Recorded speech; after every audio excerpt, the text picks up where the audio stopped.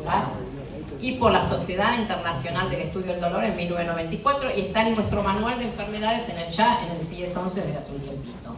Y la definimos como un dolor musculoesquelético crónico de más de 3 meses de duración que se distribuye por regiones y se caracteriza por hipersensibilidad.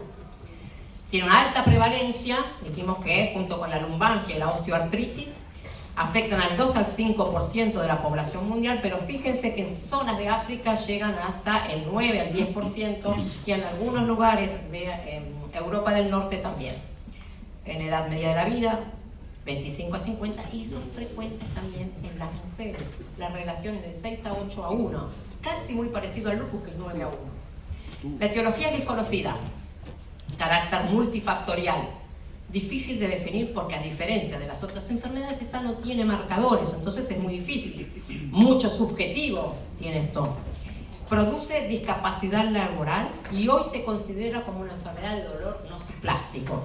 Si a alguien le gusta la neurología, voy a hablar de neurología.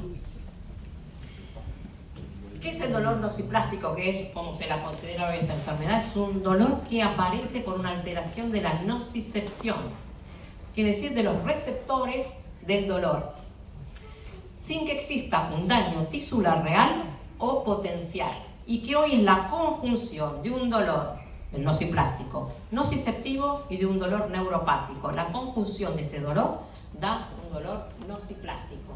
Dentro, o como la fibromialgia es la migraña, hoy el síndrome de intestino irritable está dentro de este dolor nociplástico, las cefaleas tensionales, por ejemplo, el síndrome de fatiga crónico.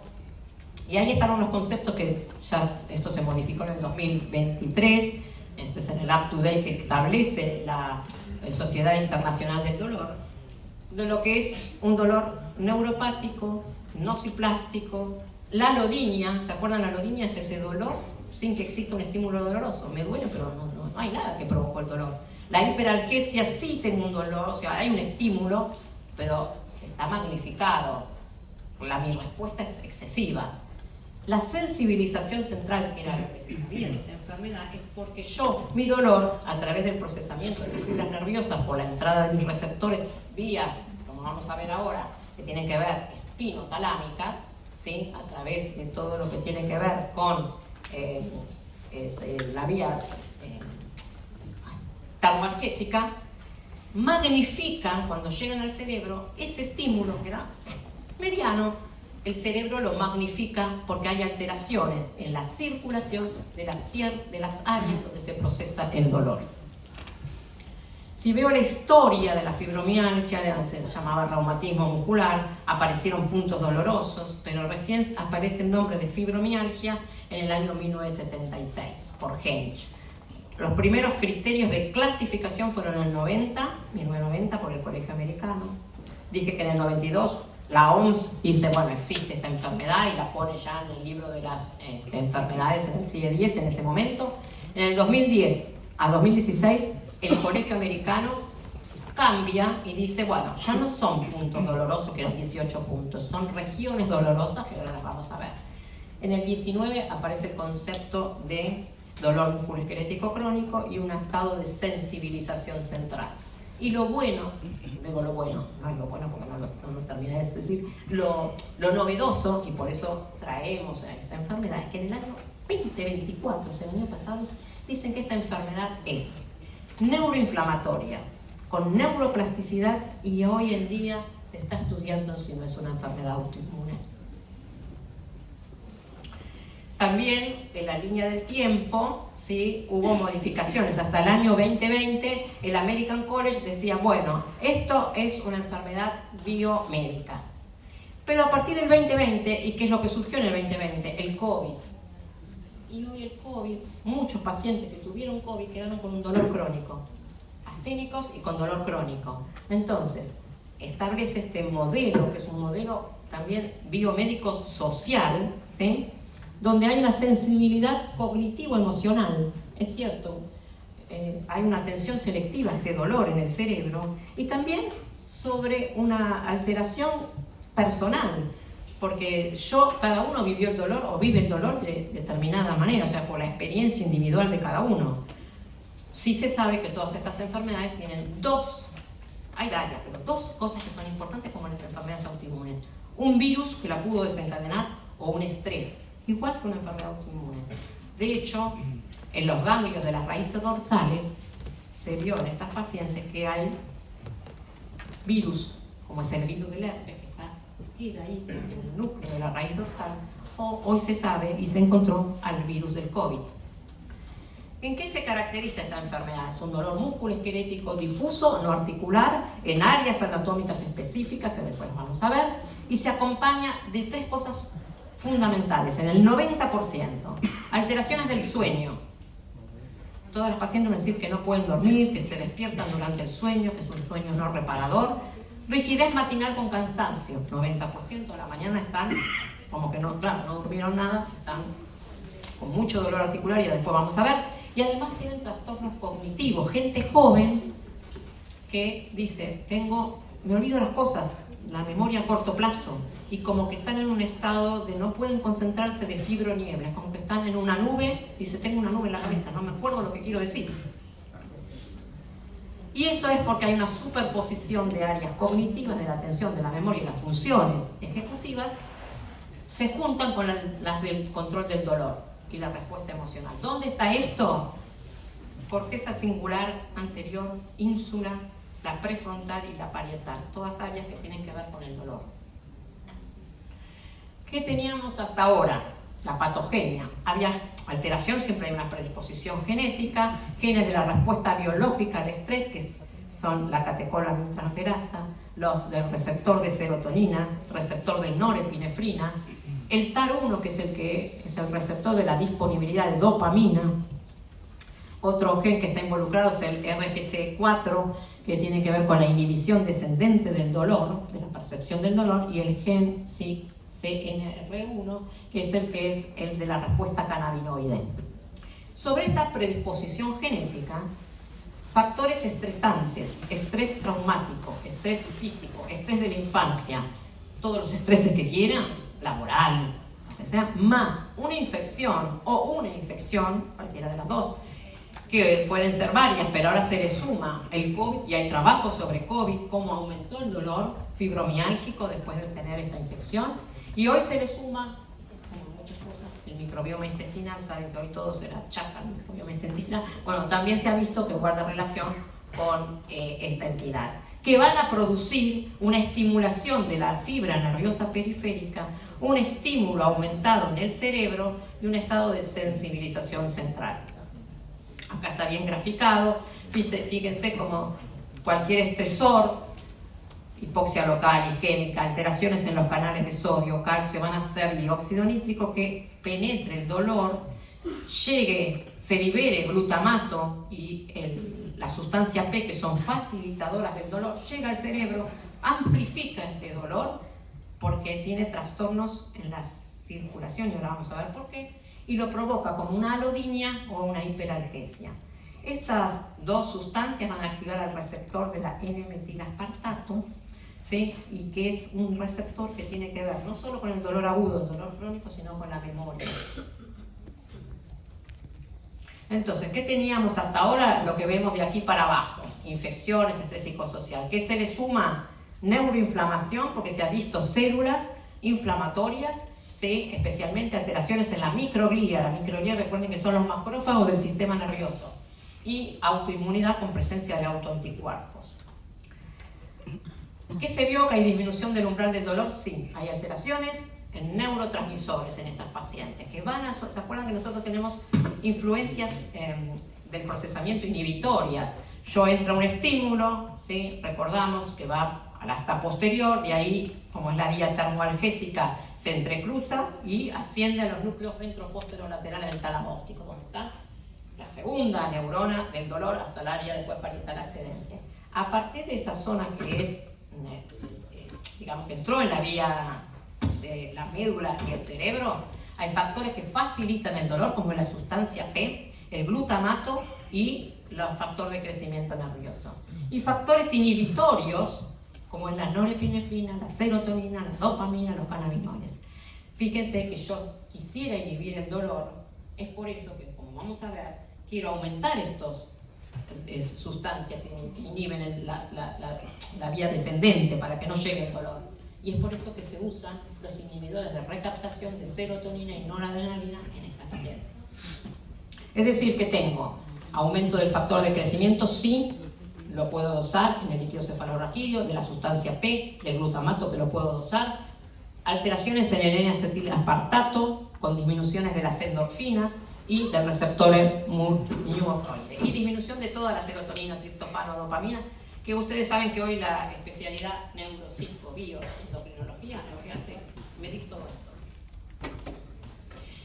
Bueno, entonces conceptos nuevos, hay neuroinflamación, autoinmunidad y sensibilización periférica. ¿Qué sé yo? Hoy tengo dos, digamos, efectores, si usted quiere decir, en esta entidad. Uno son los ganglios de la raíz dorsal. Recuerden que hay 31 ganglios de la raíz dorsal, biológicamente vienen del cerebro, se separan. Ahora, ¿cuál es lo diferente? Que no tienen contacto con la barrera hematoencefálica, pero embriológicamente vienen del cerebro. Estos ganglios que están siguiendo en toda nuestra columna, ¿sí?, medulares, tienen características de albergar a estas fibras, que son las fibras pequeñas finas, que son de la vía de la sensibilidad termoalgésica. ¿Qué características tienen anatómicas y funcionales estos ganglios de la raíz dorsal que están pegaditos en nuestra columna? Que tienen capilares fenestrados. Al tener capilares fenestrados permiten que sustancias, todas las inflamatorias, mastocitos, microglía, anticuerpos, virus, queden alojados en el núcleo de los ganglios de la raíz dorsal. Si recordamos estas vías pequeñas, tenemos la sensibilidad profunda propioceptiva. Recuerden, esa es otra vía, ¿sí?, que esa no tiene nada que ver, son fibras mucho más gruesas, que son mielínicas, y esas sí las puedo ver en un electromiograma. Pero las fibras pequeñas que tienen que ver con la termoalgesia no las puedo ver en un electromiograma. Y es el caso típico de los pacientes con diabetes que dicen, me quema la planta de los pies.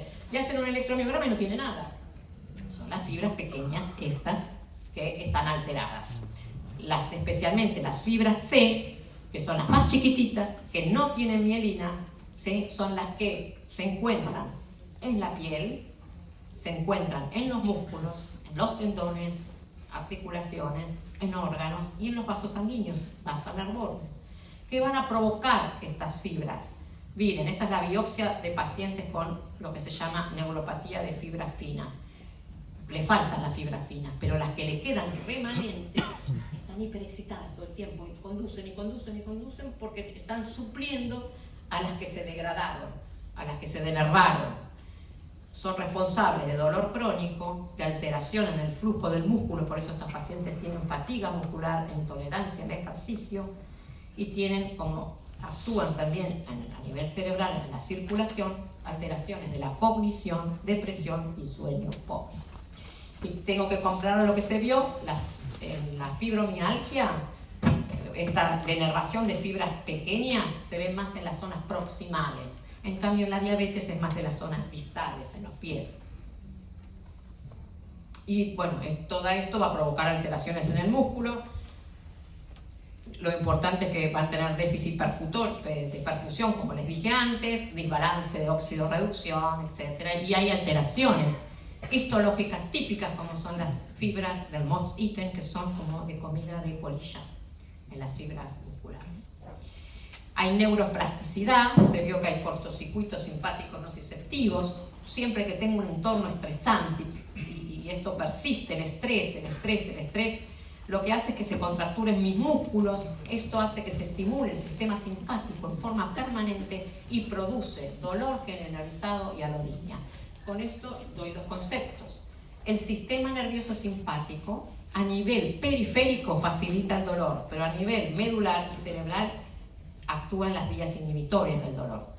¿Se entendió la diferencia? Por eso me decía, ¿cómo? Si antes dijo que era esto y por eso doy inhibidores de recaptación. Sí, pero eso es para inhibir la vía descendente del dolor. Pero a nivel periférico, si yo tengo un dolor crónico, estoy estresada crónicamente, tengo algo, está estimulado las fibras simpáticas. Y esto provoca alteraciones en los canales del sodio y va a provocar neuroexcitación. Hoy en día se sabe que la eritromelalgia, que es un dolor en las manos y se ponen rojas, se debe a estos trastornos o a las canalopatías del sodio, que se tratan con anticonvulsivantes, ¿no? que son los que bloquean los canales del sodio. Es decir, que el otro concepto de esta entidad es que es una hiperalgesia inmunomediana, hay neuroinflamación porque se encontró en los ganglios de la raíz dorsal, fíjense, todas estas sustancias, macrófagos que liberan interleuquinas, células como las inmunes que van a liberar TNF-alfa, interleuquina 6 y la interleuquina 1 beta, y esto va a provocar vía factor de crecimiento del endotelio la liberación de la sustancia P y del gen de calcitonina. La otra pregunta, ¿es una enfermedad autoinmune? Y fíjense, ¿cuáles son los factores que tienen en común? Puede desarrollarse poco después de infecciones, traumatismos, vacunas, implante mamario, inyección de aceite, igual que una enfermedad autoinmune. Es más común en mujeres y casi una relación 8-1, igual que, por ejemplo, el lupus. Ocurre junto a otras enfermedades autoinmunes y hoy no descarta, antes en los criterios antiguos sí se descartaba, hoy no descarta, pueden estar juntos en una enfermedad autoinmune, 20% en la R, 30% en el lupus, un 50% en el Sjögren, y hay una evidencia de activación del sistema inmune adaptativo. Las preguntas que se hicieron, ¿hay daño? Sí, neuropatía de fibras pequeñas, lo encontraron en las biopsias de piel. ¿Hay inflamación? Sí, cuando le hicieron estudios de resonancia magnética en el cerebro y en el ganglio de la raíz dorsal. ¿Hay anticuerpos? Sí. ¿Cuáles se vieron? Todos estos. Serotoninas, los gangliósidos, y hoy en día se está viendo una alta asociación con el anticuerpo, el antitrap de TSH, ¿sí? de la enfermedad tiroidea. Y esto es un estudio que se hizo, fibromialgia, se sacó sangre a los pacientes con fibromialgia, se le sacó, se extrajo inmunoglobulinas G, se le aplicó el ratón y el ratón presentó dolor. ¿Cómo vieron que tenía dolor? Hipersensibilidad al dolor y al frío, se movía menos, se quedó apático en un costadito, presentaba pérdida de la patita de atrás de agarre, no les podía mover, tenía trastornos musculares y había, cuando le hicieron la biopsia, una pérdida de las fibras nerviosas en la piel. En el humano y en el ratón se dosaron estos anticuerpos, que son anticuerpos neuroespecíficos, IgG, anticélulas gliales satélites, y que guardan relación con el dolor espontáneo. Le duele, alodinia, no hay un estímulo, le duele. También hay alteraciones en el eje neuroendocrino, microbioma intestino, hoy se acuerdan todo desde el rebarje de esta especialidad neuropsicobiología, lo que se vio es cortisol disminuido, hipoperfusión en el eje, pérdida de la adaptación de diferentes estresores. Es decir, yo sé que normalmente ante un estrés yo libero cortisol. Bueno, acá al revés, hago un ejercicio y estoy estresado y no libero cortisol. Tengo baja respuesta. Hay ACTH alta, hay un aumento, una alteración del ritmo circadiano. El cortisol aumenta a la tarde en vez de a la mañana. A la mañana no hay cortisol. Y tienen disminución de la hormona de crecimiento. Ustedes saben que la hormona de crecimiento la liberamos a la noche de forma pulsátil, casi el 80% se libera a la noche, pero para eso duermo. Pero como estas pacientes no duermen, ¿sí? No liberan hormona de crecimiento, y ustedes saben que la hormona de crecimiento es la hormona reparadora de tejidos y del músculo especialmente. Por eso también estas pacientes tienen alteraciones musculares. Y obviamente, como dije, hay alteración del sistema nervioso simpático. También se lo asoció al microbioma y toda esta disbiosis. Fíjense la cantidad de bacterias que tienen cuando se dosó, se hizo. También se le hizo un SIBO, también, ¿sí? Recuerden que el SIBO es el crecimiento en el intestino delgado. Provocó alteraciones en el triptofano, porque el triptofano fue a producir indol. Indol es el que da el olor a la materia fecal, muchos gases, porque tienen todas estas disbiosis. Y tener disminución del triptofano, ustedes saben que el triptofano es el precursor de serotonina, dopamina y todas las melatonina, etc. Este es el cuadro clínico típico, como dijimos, el dolor más las alteraciones del sueño, la cognición, ¿sí? La rigidez matutina asociada a hinchazón de manos, parestesia, mareo, tinnitus, cefalea, Raynaud, y todas estas comorbilidades que son tensión, dismenorrea primaria, ¿sí? Dolor en las relaciones sexuales, colon irritable, bueno, ¿sí? Todo esto que son dolores nociplásticos estará asociado, por supuesto, a esta enfermedad. Y obviamente trastornos psiquiátricos, el que más se asocia es la depresión. 20-80 depresión, menos frecuente la ansiedad, y que guardan relación con los genes de alteración dopaminérgicos o serotoninérgicos. El sueño es una de las características y que es casi, digamos, relevante en esta enfermedad. Un sueño muy fragmentado, no reparador, insomnio de conciliación, piernas inquietas y desaparecen las ondas. Normalmente yo sé que en las últimas fases del sueño, REM y no REM, con los movimientos rápidos, yo sé que tengo que tener ondas delta, ¿sí? Que son las bajas que me provocan el sueño profundo. Bueno, lo que se vio es que tienen ondas alfa. Y todo esto porque hay alteraciones, aumento de la sustancia P, no tienen la hormona de crecimiento, tienen hiperexcitación simpática, alteración de serotonina, y eso hace que el sueño esté alterado. Esto es lo que va a pasar. El diagnóstico no hay un criterio, o sea, se basa en diagnóstico clínico multifactorial, multidisciplinario, y lo que se hizo es de los puntos dolorosos pasamos a regiones dolorosas, duele todo. Toda esta zona, que son la columna cervical, la región cervical, todo lo que es la columna, y glúteos, piernas superiores, piernas inferiores. Tenemos que tener 4 de las 5 asociadas a que estos síntomas estén más de 3 meses. Índices de dolor, pero esto es más para el especialista, no descarta si tengo otra enfermedad autoinmune. Y hoy en los criterios del 2019 de la Sociedad Taxonómica del Dolor agrega las alteraciones del sueño y la fatiga. Obviamente le tengo que pedir siempre CPK y TSH a estos pacientes. Biomarcadores, ninguno de estos, pero sepan que hoy todos los biomarcadores serológicos que les nombré lo piden los que hacen buscan noradrenalina, serotonina y dopamina. Y todos tenemos alteraciones serotoninas, bueno, todos tenemos todo esto, todos a causa de esto.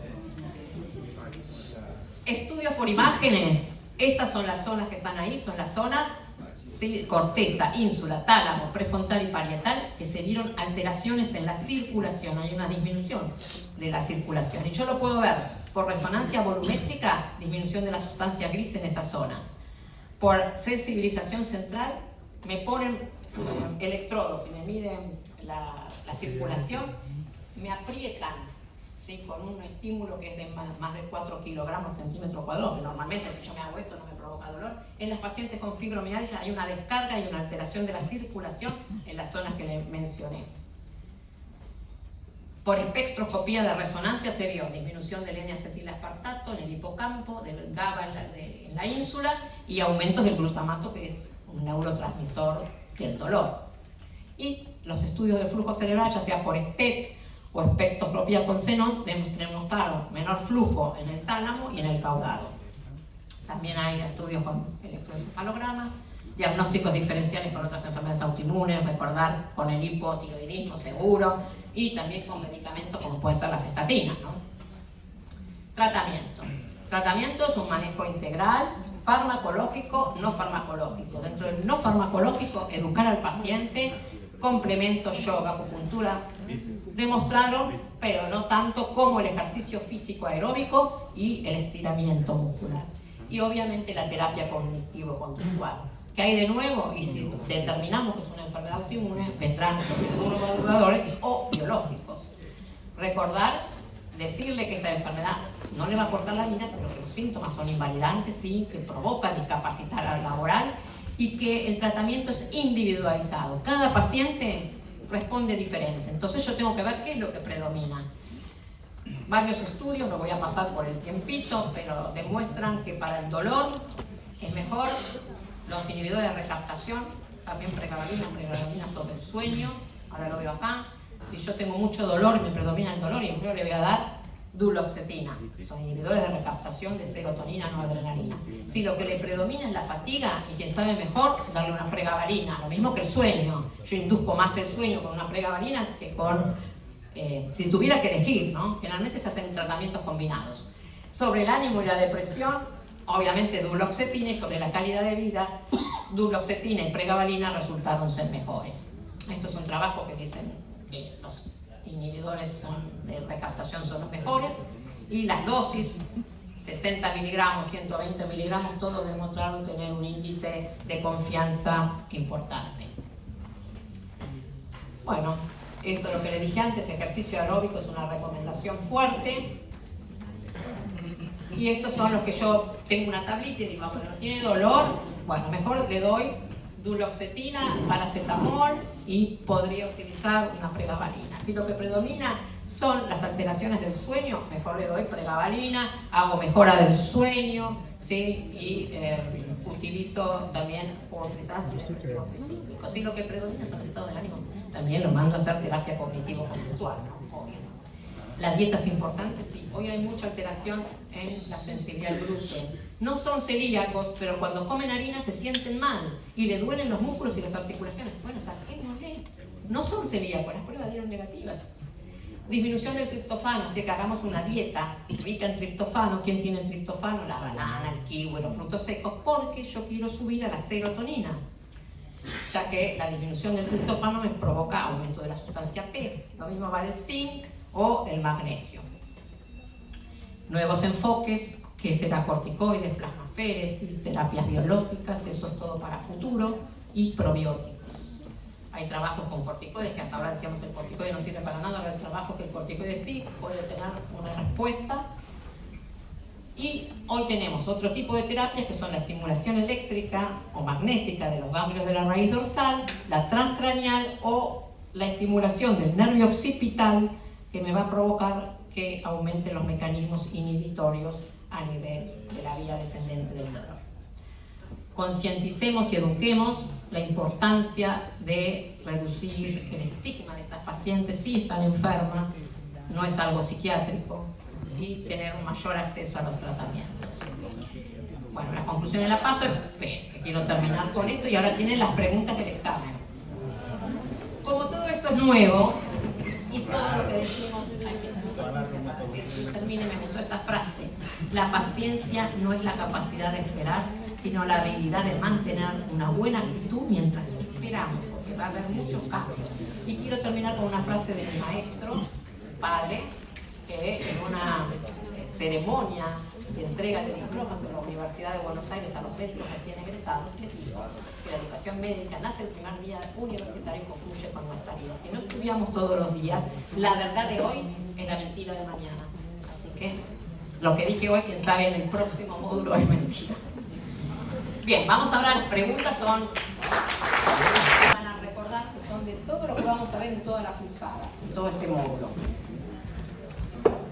Una paciente femenina de 45 años que consulta por un cuadro de dolor en ambas manos, con tumefacción y rigidez de 1 hora, tiene 2 meses de evolución. En su examen osteoarticular, sinovitis aguda de la segunda y la tercera metacarpofalángica, mano derecha, e interfalángica del dedo medio y anular de ambas manos.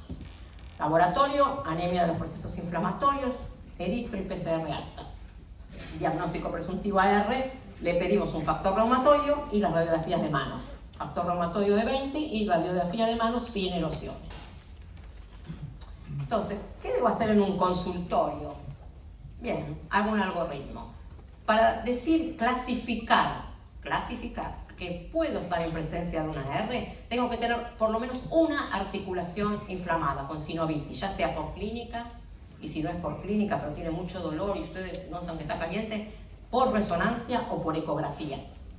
Si la documenté, digo, bueno, si no la tengo, no clasifica para que yo utilice estos criterios de clasificación de la CR eular.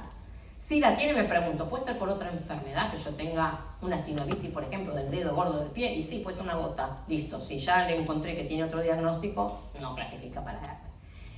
Si no encuentro una enfermedad, me pregunto, le hago una radiografía de manos. Tiene las erosiones típicas. Las erosiones típicas son en los bordes de la falange y de ahí van al centro. Ya clasifica. Eso es típico de la R, este tipo de erosión. Digo, bueno, esto es una R, listo. Ahora, si no lo tiene, utilizo el criterio de clasificación que ya les mostré en otras diapositivas, pero las vamos a repetir. Si junto más de 6 puntos, clasifica para R. Si junto menos de 6 puntos, es una artritis indiferenciada. Todavía no sé lo que es. ¿Y qué voy a hacer? Y la voy a seguir en el tiempo. Entonces, utilizo estos criterios que yo les nombré antes, que son de afección articular, la serología, reactante de fase aguda y la duración de la enfermedad. Y cada uno tiene un puntaje. Yo saco la tablita y voy haciendo. Entonces vamos a ver nuestra enferma. Nuestra enferma tenía entre 4 y 10 articulaciones pequeñas, 3 puntos.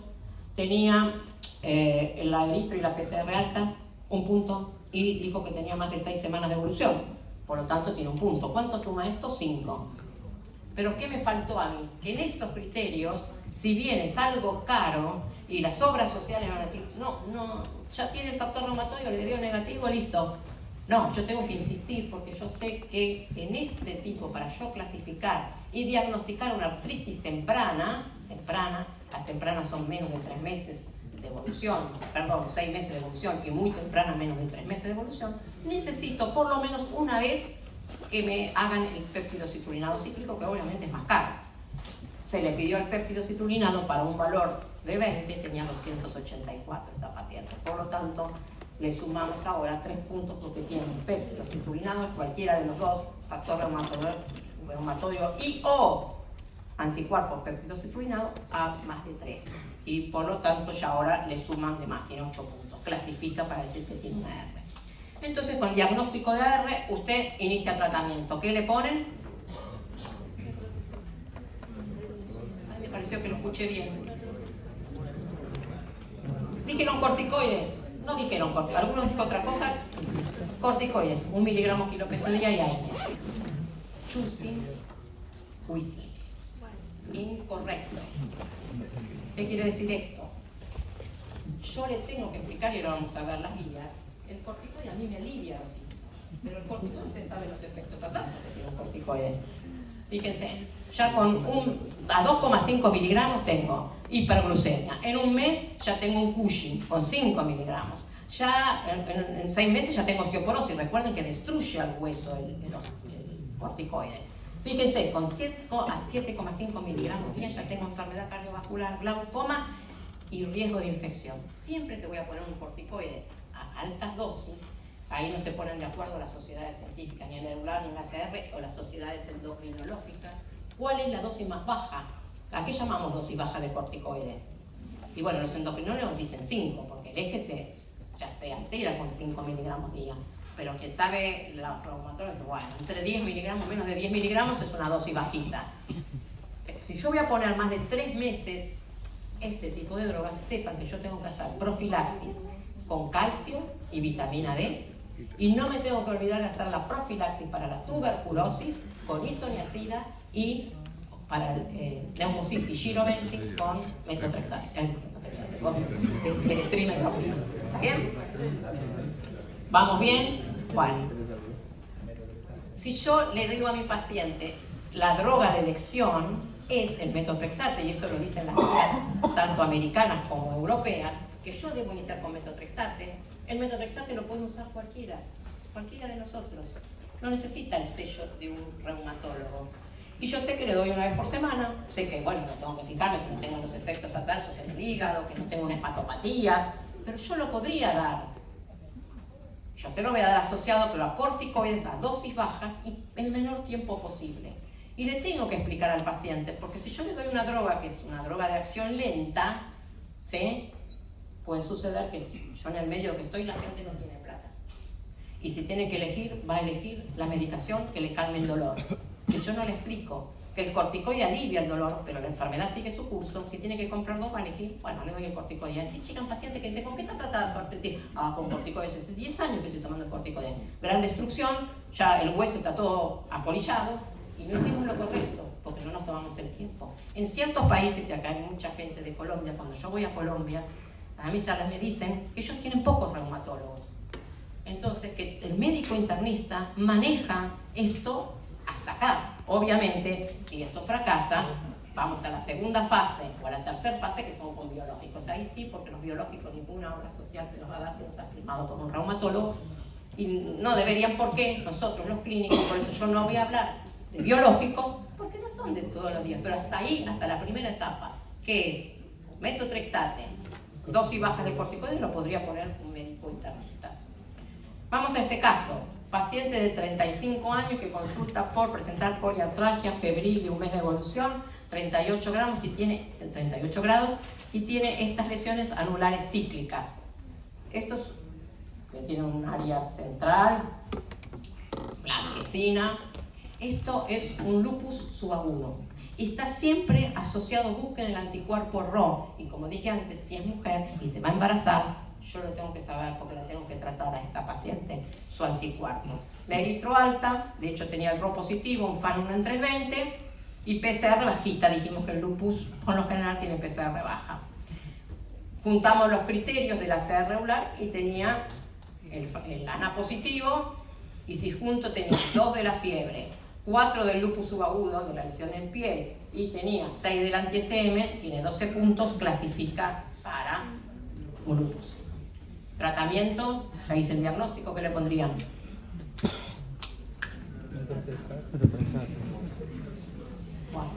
Bueno, también ponen corticoides,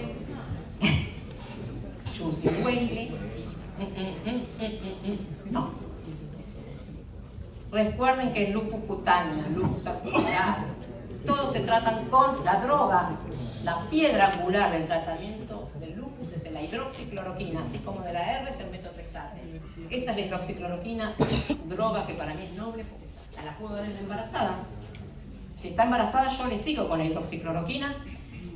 Le puedo usar corticoides tópicos, pero no son el tratamiento de los corticoides, salvo que yo tenga daño de órgano blanco. La hidroxicloroquina, bueno, dice acá, es una recomendación grado B, constituyen el tratamiento de base de todos los pacientes con LES y deben ser mantenidos durante todo el tiempo, salvo efectos adversos que le provoquen el ojo, que pueden provocar una maculopatía que se deposite, porque disminuyen la actividad del órgano, de los órganos, el daño acumulativo, disminuyen trombosis, disminuyen, ¿sí? Y mejoran la supervivencia a largo plazo porque mejoran el perfil lipídico, glucémico, son las únicas drogas que bajan y todo el perfil lipídico y glucémico lo mejoran. Además, reducen el anticuerpo Rho si la paciente tiene, como en este caso, y no le produce el bloqueo del bebé, bloqueo AB. Entonces, los corticoides sí en daño blanco, que sería anemia hemolítica autoinmune, plaquetopenia autoinmune, neumonitis lúpica, hemorragia alveolar, ataque cerebral vascular, neuritis, convulsiones, insuficiencia renal, pancarditis, insuficiencia, sí, ahí sí, 1 miligramo, algunos ahora ponemos 0,5, dosis, siempre estamos tratando de usar menos dosis de corticoides, pulsos, depende de la gravedad, o plasmaféresis. Y por último, nuestra pacientita femenina de 58 años que consulta por línea progresiva, mayormente en el ejercicio, tiene tos seca, esputo hemoptóico, tiene Raynaud, dedos PAFI son dedos gruesos, edematosos, úlceras digitales, esclerodactilia, ingurgitación yugular, segundo ruido desdoblado, estamos haciendo todo un ejercicio clínico acá, componente por componente pulmonar, el electro tiene una onda P mayor de 2,5, o sea, onda P pulmonar, y un QRS mayor de 90. En el ecocardio, ventrículo derecho ensanchado, mayor que el BI, rectificación del septum, y esto es lo que hoy en día se utiliza para decir que un paciente tiene hipertensión pulmonar, que es la velocidad de reflujo transvalvular tricúspide. Y nos dirá que tenía una hipertensión pulmonar asociada a las enfermedades del tejido conectivo.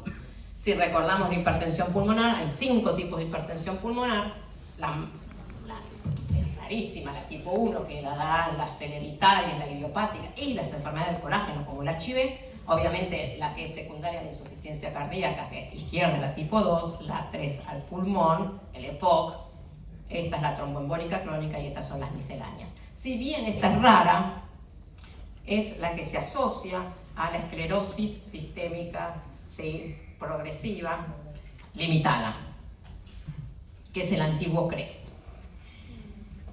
que es la que tiene la esclerodactilia y es la que se asocia a estos anticuerpos, que son los anticuerpos anticentroméricos que yo les nombré.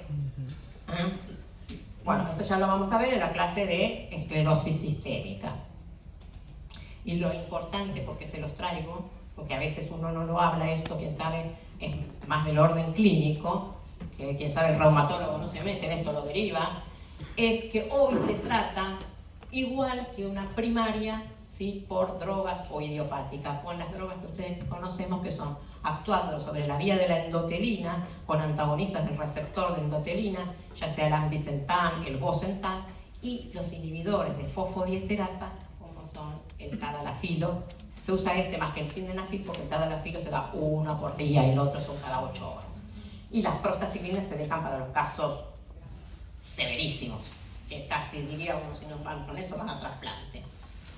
Por suerte, esto es el esquema de la esclerosis sistémica. Entre los compromisos se lo dejo acá porque sepan que también los antifibróticos, como el nintedanib, ¿sí?, es el que se utiliza en esta enfermedad. No voy a hablar de esto porque ya voy a hablar en la clase. Entonces, los 10 tips que voy a recordar en reumatología. La R es una enfermedad inflamatoria crónica que afecta a la sinovial de articulaciones diartrodiales, especialmente las metacarpofalángicas, interfalángicas y metatarsofalancicas, o sea, lo mismo en el pie. Solo compromete a la columna según IC2, Atlas y Axis. 2. El tratamiento se basa no en el uso de corticoides, salvo que yo lo ponga a bajas dosis, y en complemento a la piedra angular, que es el metotrexate. ANA-OFAN no es sinónimo de lupus, así como el corticoide no es siempre el tratamiento del lupus. La droga madre es la hidroxicloroquina, la piedra angular, y le asocio corticoides solo para daño de órgano blanco. Mujer joven, con glomerulonefritis rápidamente progresiva, una anemia hemolítica autoinmune, una plaquetopenia, serositis, pensemos en descartarles. Pensemos. Si después es otra cosa, pero en mi mente como médico internista tengo que tener esto porque se nos presenta en la guardia muchas veces estas pacientes. Si la PCR salta y es un lupus, pensemos en descartar una infección asociada. Siempre que exista una plaquetopenia no filiada, descartemos todo, si está con heparina, descartemos que no es una plaquetopenia por heparina, etc. Pensemos en descartar SAF, ¿sí? Y busquemos siempre los 3 anticuerpos, porque si tengo los 3 me habla de gravedad y no le puedo dar los anticoagulantes directos. Dolor crónico lumbar de más de 3 meses en un adulto joven de aparición nocturna que alivia con el ejercicio, hay que pensar si no es una espondilitis, una espondiloartritis. Cuando yo digo descartar, quiere decir que pensemos en eso, no que nos descartemos, sino que pensemos en una espondilitis, una espondiloartritis. Recuerden que el Sjögren está asociado al linfoma no Hodgkin y que la dermatomiositis en su segunda escalada a tumores sólidos como mama, pulmón y ovario como paraneoplásicos. 2 enfermedades de alta prevalencia, la osteoartritis, que generalmente si bien hay una inflamación leve no me da el laboratorio alterado, y la fibromialgia, que la voy a hablar ahora. Las banderas rojas para una forma temprana de esclerosis sistémica son tener un Raynaud, dedo PAFI, FAN positivo, y que la hipertensión pulmonar se asocia a la esclerosis sistémica limitada por el anticuerpo anticentromérico positivo. La semana que viene vamos a ver esto, los métodos de diagnóstico por imagen, Doppler, PET-TC, resonancia magnética, son útiles en las vasculitis de grandes y vasos medianos, y el ANCA solo para vasos chiquitos. ¿Está bien? Bien. Y ahora vamos a la última clase. Caso clínico. Paciente femenina de 32 años que consulta por presentar dolores articulares en hombros, tobillos, rodillas de 2 meses de evolución. Refiere un cuadro de astenia marcada, aumento de peso y caída del cabello más de lo habitual. Al examen físico nota la presencia de edemas en ambos miembros inferiores sin godet. Usted le solicita una serie de estudios, entre ellos un ANA que resulta positivo 1 en 160. Señale la opción correcta. ¿El ANA positivo le certifica que es un lupus eritematoso sistémico? ¿El tener un ANA positivo certifica que es una enfermedad autoinmune? Por el ANA positivo usted decide derivarlo al reumatólogo, y el ANA positivo y el cuadro clínico podría ser debido a un hipotiroidismo autoinmune.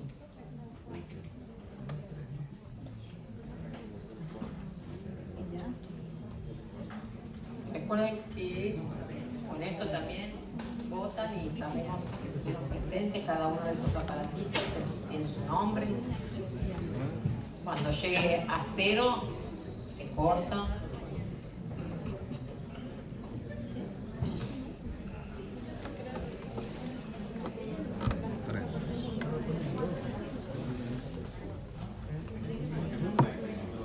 Muy bien, el 76% contestó correctamente. ¿Sí?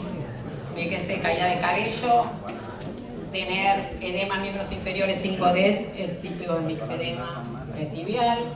¿Sí? Y bueno, en toda enfermedad dijimos que título de 1 en 60 lo pueden tener las órganos específicas. Bueno, los anticuerpos señalan la incorrecta. Los anticuerpos péptidos citrulinados se pueden detectar años antes de la aparición de los síntomas de artritis El anticuerpo anti-SM es específico de lupus. El ANA es útil para monitorear la actividad de la enfermedad. Un 20% de los pacientes con AR tienen factor reumatoide negativo. La incorrecta, son fáciles. ¿Estuvieron atentos?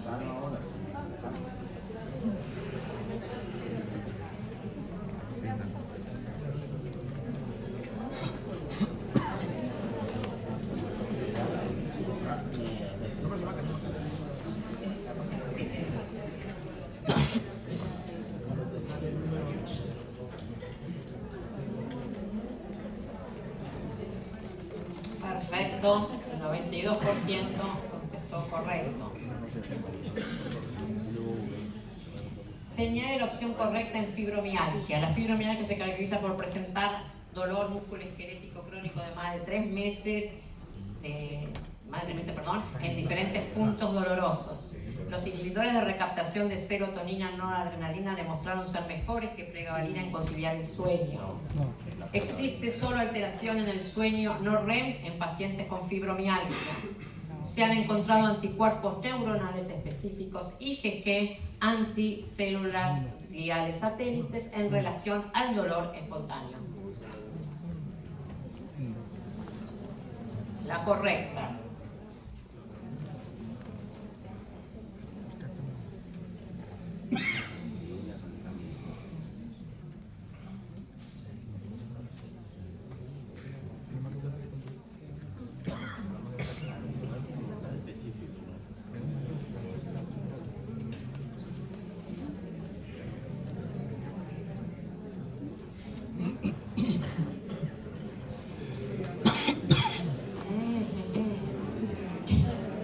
Bueno, casi hubo.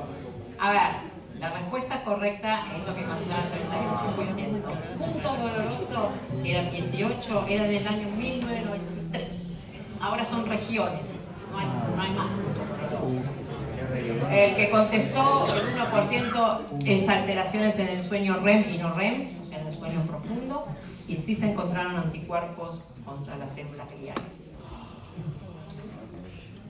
La fibromialgia se encontraron alteraciones en los moduladores del dolor. Señale la opción correcta. Disminución de la hormona de crecimiento, aumento de la sustancia P en el líquido cefalorraquídeo y glutamato, disminución de serotonina y dopamina. Todas son correctas.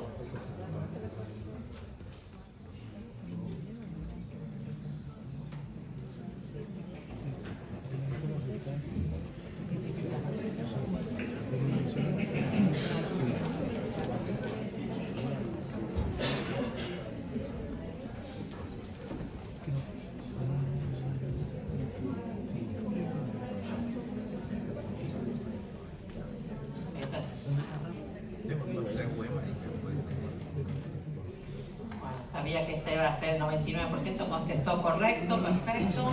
Y la última, en referencia a la neuropatía de fibras pequeñas y fibromialgia, ¿cuál es la opción correcta? La neuropatía de fibras pequeñas se presenta en el 50% de los pacientes con fibromialgia. Esta es a predominio proximal, fibromialgia, esta neuropatía. Es por denervación de las fibras amielínicas C, todos son correctos.